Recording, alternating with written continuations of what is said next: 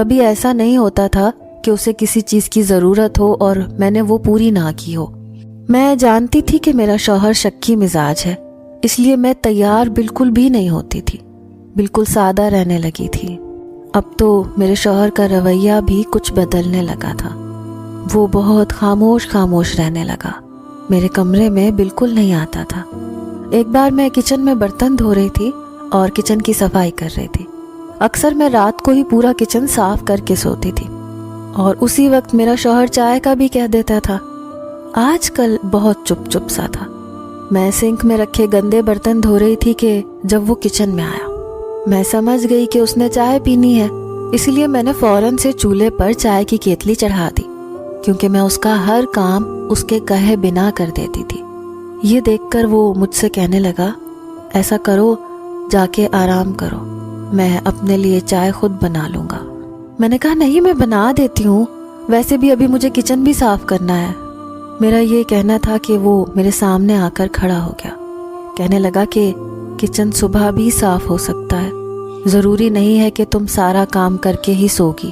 ایسا پہلی بار ہوا تھا کہ اس نے ایسے جملے میرے ساتھ بولے تھے، ورنہ شروع میں تو وہ مجھ پر بہت سختی کرتا تھا، کہتا تھا پورا گھر چمکانے کے بعد تمہیں سونے کی اجازت ہے۔ اس لیے مجھے عادت سی ہو گئی تھی۔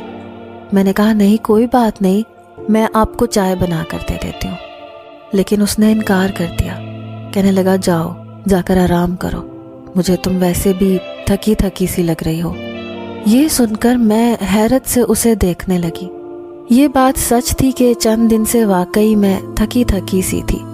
گھر کے کام مسلسل کرنے سے میرے چہرے پر اب تھکن کے آثار ظاہر ہونے لگے تھے، اور دوسری بات یہ کہ مجھے اپنے شوہر کی سنگت کی خواہش بھی ہونے لگی تھی۔ وہ جیسا بھی تھا، مجھے زندگی تو اسی کے ساتھ گزارنی تھی۔ میں اپنے کمرے میں آ گئی، کچھ دیر ایسے ہی لیٹی رہی، پھر خیال آیا کہ کیوں نہ اپنے شوہر سے بات کرتی ہوں، آخر وہ مجھے کس بات کی سزا دے رہا ہے، میرے پاس کیوں نہیں آتا۔ یہ سوچ کر میں اٹھ کر بیٹھ گئی۔ سوچا کہ بات کر لینے میں کوئی حرج نہیں ہے، وہ میرا شوہر ہے، اس سے نہیں کہوں گی تو پھر کس سے کہوں گی۔ میں کمرے سے باہر نکلی اور اپنے شوہر کے کمرے میں چلی گئی، لیکن سامنے جو منظر میں نے دیکھا، میرے ہوش اڑ کر رہ گئے۔ وہ جائے نماز بچھائے رو رہا تھا، نہ جانے اسے کس بات کا غم تھا، وہ کیوں رو رہا تھا، میں سمجھ نہیں پائی۔ لیکن جیسے ہی اس نے مجھے دیکھا تو فوراً سے اٹھ کر بیٹھ گیا، اپنی آنکھوں سے آنسو صاف کیے، جائے نماز طے کر کے رکھنے لگا۔ پھر کہنے لگا تم یہاں کیوں آئی ہو؟ میں نے کہا آپ کیوں رو رہے تھے؟ وہ کہنے لگا یہ میرا اور میرے اللہ کا معاملہ ہے،